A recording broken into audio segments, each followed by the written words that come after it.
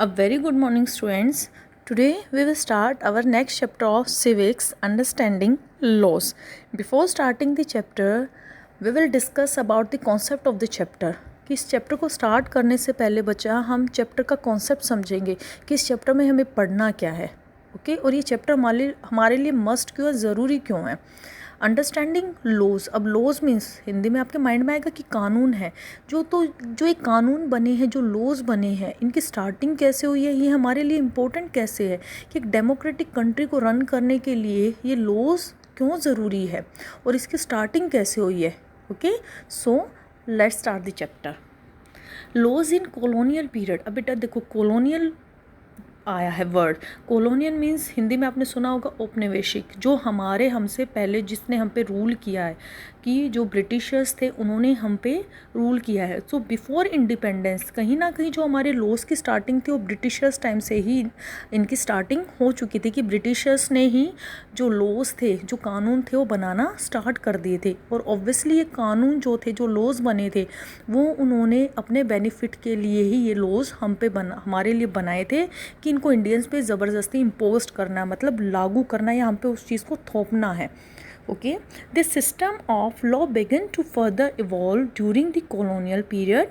It was the British colonialists who introduced the rule of law in India. अब देखो, जो Britishers colonist थे, मतलब जिनका रूल था, जिनके हाथ में पावर थी, तो इन्होंने सबसे पहले इंट्रोड्यूस किया इस चीज़ की स्टार्टिंग की, rule of law in India. India में इन्होंने इस चीज़ की स्टार्टिंग की, किसकी, लॉज की. इंडिया में इन्होंने कानून बनाना स्टार्ट कर दिया. और डेफिनेटली कि वो जो कानून थे, इन्होंने जो लॉज बनाए थे वो उन्होंने अपने बेनिफिट के लिए बनाए थे. Okay, laws in colonial period. अब जो कॉलोनियल पीरियड में जो उन्होंने लॉज बनाए थे, अब उनका कैसा फॉर्म था, कि वो कानून बने कैसे थे और क्या था वो कानून. Colonial law was arbitrary. Arbitrary का मतलब ही होता है बेटा मनमानी करना. जो उनके रूल रेगुलेशंस थे, एक तरीके से कहने में वो लॉज थे, कहने में वो कानून थे, लेकिन वो उनकी अपने बेस पे ही डिपेंड थे कि उनको जो हम अपनी मर्ज़ी से करना था उन्होंने सिर्फ हम पे इम्पोज किया, मनमानी की. कि नाम तो लॉज का बन गया कि भाई ये कानून है और हम इंडियंस को ऐसे ही चलना है, लेकिन जो भी वो कानून बने थे वो उनके अपनी मर्ज़ी के हिसाब से ही बने थे. जो उनको सूटेबल लगता था उसी के बेस पे ही कानून बना देते थे. Okay, and the next one, the Indian nationalist played a prominent role in the development of the legal sphere in British India. अब डेफिनेटली जो हमें फ्रीडम मिली है वो हमारे फ्रीडम फाइटर्स ने ही हमें फ्रीडम दिलवाई है. कि हमें इंडिपेंडेंस दिलवाने का सबसे बड़ा अगर रोल है, जिसके बेस पे हम बोल सकते हैं कि हाँ भाई इन्हीं की वजह से हमें फ्रीडम मिली, वो हमारे फ्रीडम फाइटर हैं. भगत सिंह, सुखदेव, राजगुरु, जो सिख कम्युनिटी है, उन्होंने इतना ज़्यादा सेक्रीफाइस किया हमारी फ्रीडम के लिए. तो जो ब्रिटिशर्स जो रूल बने, हमारे नेशनलिस्ट जो हमारे लीडर्स थे, उन्होंने भी डिमांड की कि जो लॉज है, जो तुमने अपना हेड मतलब पार्लियामेंट बना रखी है, जहाँ पे लॉज मेकिंग बॉडी है, उनमें भी इंडियंस का रूल होना चाहिए. और उसके लिए सबसे ज़्यादा स्ट्रगल किसने किया, हमारे फ्रीडम फाइटर्स ने. ओके, अकॉर्डिंग टू द, अब चलो लेट्स सी सम एग्जाम्पल. अब चलो एक एग्जाम्पल देखते हैं कि जो लॉज बने थे ब्रिटिशर्स टाइम पे, वो कैसे लॉज बनाए थे, उन्होंने कैसे इम्पोज किए थे, कैसे ज़बरदस्ती हम पे इनको लागू किया था. According to the sedition act of 1870, any person protesting or criticizing the British government could be arrested without due trial. अब देखो, जो सेडेशन एक्ट बना था 1870 में बना था, और इस एक्ट में क्या था, क्या बोला गया है कि जो ब्रिटिशर्स थे, जो ब्रिटिश गवर्नमेंट थी, उनके अगेंस्ट कोई भी इंडियन बोलेगा, ऑब्वियसली वो इंडिया में ही रूल कर रहे थे तो हम इंडियन से उनके अगेंस्ट आएंगे, कि कोई भी उनके अगेंस्ट प्रोटेस्ट करना, मतलब उनके अगेंस्ट कोई भी आवाज़ उठाएगा, उनकी आलोचना करेगा, क्रिटिसाइज़ करेगा, तो उसको कोई भी फेयर ट्रायल, मतलब उनको कोई भी चेतावनी दिए बिना या कोई भी उनकी बात सुने बिना उनको अरेस्ट कर लेगा. तो ये ऑब्वियसली ये लॉस तो बना, लेकिन वो लॉस क्या हुआ, आर्बिट्रेरी लॉस, मतलब मनमानी वाला लॉस बना. और किसने बनाया, ब्रिटिशर्स ने. हम इंडियंस पे उसको इम्पोज किया. Laws in colonial period. अब जो लॉज थे, अब वो कॉलोनियल पीरियड में बने हैं ऑब्वियसली, ब्रिटिशर्स के टाइम पे ये रूल्स बने हैं, स्टार्टिंग तो तभी से हुई है। By the end of the 19th century Indian legal profession starting emerging and demanded respect in the colonial court.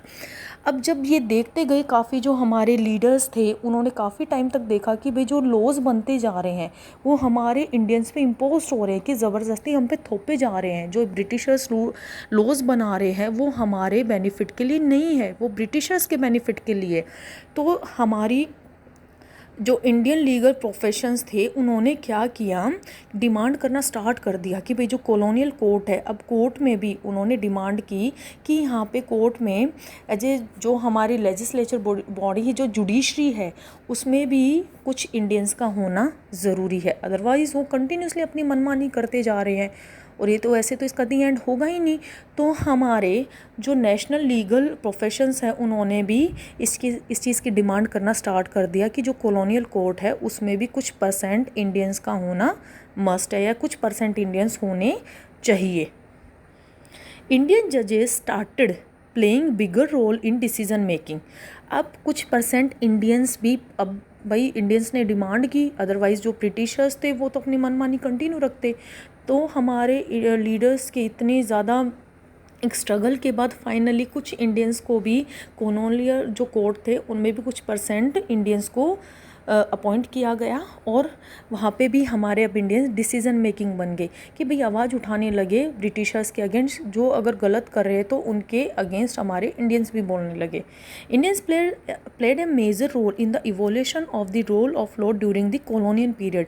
और उसी टाइम से ही ब्रिटिशर्स के साथ साथ हमारी जो इंडियंस थे उन्होंने भी अपनी आवाज़ उठाना स्टार्ट कर दिया उन कोर्ट्स में कि जो रूल्स बनेंगे तो हमारे इंडियंस से भी, जो कॉलोनियल रूल में बैठे हैं, जो लॉ मेकिंग बॉडी है उसमें इंडियंस का भी कुछ परसेंट शेयर होने लगा कि भाई उनकी भी आवाज़ अब उठने लगी।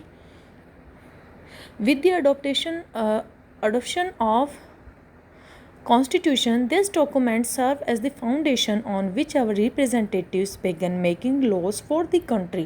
अब देखो इंडिया, वो ब्रिटिशर्स ने हमें इतने सालों तक हम पे रूल किया, फाइनली जब हमें इंडिपेंडेंस मिली तो कॉन्स्टिट्यूशन जब हमारा बना, जब हमारा लीगल डॉक्यूमेंट तब जब हमारा बना, तो उसके लिए सबसे पहला था कि एक कंट्री के लिए लॉज बनाना। और ये आइडिया कहीं ना कहीं हमें ब्रिटिशर्स से मिला कि कंट्री को रन करने के लिए जो लॉज है, जो कानून बनने बहुत ज़रूरी हैं, और उसमें जो हर एक जो कास्ट है, जो हर एक सोसाइटीज़ हैं, उनको इक्वली रखा गया था कि भाई किसी भी रेस बेस पे, जेंडर, कास्ट बेस पे किसी के भी साथ डिस्क्रिमिनेशन नहीं किया जाएगा, किसी के भी साथ भेदभाव नहीं किया जाएगा। Laws cannot discriminate between persons on the basis of their caste, gender और religion।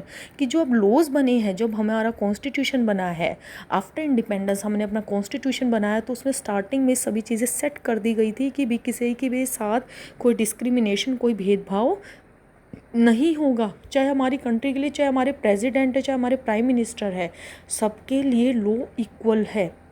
All laws apply equally to all citizens of the country. कि जितने भी रूल रेगुलेशंस हमारे लिए बन रहे हैं तो वो इक्वली अप्लाई होंगे सबके लिए। अगर कोई क्राइम कर रहा है तो वो चाहे कोई रिच फैमिली का क्राइम कर रहा है, चाहे कोई पुअर फैमिली का क्राइम कर रहा है, चाहे कोई मिडिल फैमिली का क्राइम कर रहा है, तो उसके लिए जो भी क्राइम है उसके लिए, चाहे जेल है, कुछ ऐसा क्राइम किया, कोई मर्डर किया है, तो वो सबके लिए ही, ये नहीं है कि भाई अपर कास्ट सोसाइटी वाले को फ्री कर देंगे, उनको कोई पनिशमेंट नहीं मिलेगी, लोअर कास्ट को पनिशमेंट मिलेगी, ऐसा बिल्कुल भी नहीं है। जो जैसा क्राइम करेगा उसको सोसाइटी, मतलब लॉज के अकॉर्डिंग उसको इक्वली पनिशमेंट मिलेगी। Okay, laws apply to all. अब अप्लाई होगा तो भाई सभी के लिए अप्लाई होगा, इक्वली अप्लाई होगा। No one can be above the law. अब कानून से ऊपर कोई भी नहीं है, जो लॉज बनेगा वो सबके लिए एप्लीकेबल सेम होगा। Neither a government official nor a wealthy person nor even the president of the country is above the law. चाहे कोई भी कितना भी बड़ा एक गवर्नमेंट ऑफिसर है, या कोई भी रिच पर्सन है, चाहे हमारी कंट्री का प्रेसिडेंट ही क्यों नहीं है, भाई वो सबके लिए इक्वली लॉ होगा। Okay, so this is the concept of the chapter. अब हमने क्या क्या पढ़ा है कि भाई इस चैप्टर के हमने स्टार्टिंग क्या की थी कि भाई लॉज बने हैं, तो स्टार्टिंग हमने कॉलोनियल पीरियड का एग्जांपल देखा है कि कॉलोनियल पीरियड पे भी हमने सेडेशन एक्ट देखा है कि विदाउट क्राइम किए भी बिना जो ब्रिटिशर्स ने हमें जेल में डाला कि उनके अगेंस्ट ना तो हम प्रोटेस्ट कर सकते थे ना हम आवाज़ उठा सकते थे। उसके बाद हमारे जो फाइटर्स थे, जो नेशनलिस्ट लीडर्स थे, उन्होंने काफ़ी स्ट्रगल के बाद फाइनली कॉलोनियल कोर्ट में भी उनको रखा जाने लगा और वो भी लॉ मेकिंग बॉडी में अपना पार्टिसिपेशन करने लगे। और उसके बाद फाइनली जब हमें इंडिपेंडेंस मिली, जिसमें सबसे बड़ा रोल किसका था, हमारे फ्रीडम फाइटर्स का, जिन्होंने हमें इंडिपेंडेंस दिलवाई, उनके इतने ज़्यादा स्ट्रगल के बाद इंडिपेंडेंस मिली और कॉन्स्टिट्यूशन बना। और कॉन्स्टिट्यूशन इस बेस पे बना कि भाई सभी इक्वली है, किसी को भी किसी के साथ डिस्क्रिमिनेशन नहीं किया जाएगा, कि लॉज के अकॉर्डिंग सभी कास्ट जेंडर सभी क्या है, इक्वली ट्रीटेड होंगे। ओके, और जो लॉज अप्लाई होंगे वो सभी के लिए इक्वली एप्लीकेबल होंगे। ओके, अब आप देख रहे हो कि जो ये पेंडेमिक चल रही है, कोविड-19 चल रहा है, कि भाई आप सपोज़ करो आप बाइक या स्कूटी पे जा रहे हो, आपने हेलमेट नहीं लगा रखा, चाहे वो अपर कास्ट का किसी भी व्हीकल से जा रहा है, लोअर कास्ट का, अगर कोई रूल ब्रेक कर रहा है तो वो सभी के लिए इक्वली ट्रीट करेंगे पुलिस वाले। भाई ये नहीं है कि एक रिच को छोड़ देंगे और पुअर को उनका चालान काटेंगे, नो, जो लॉज के अकॉर्डिंग सभी इक्वल है। Okay, so this is your chapter, civics chapter for understanding laws.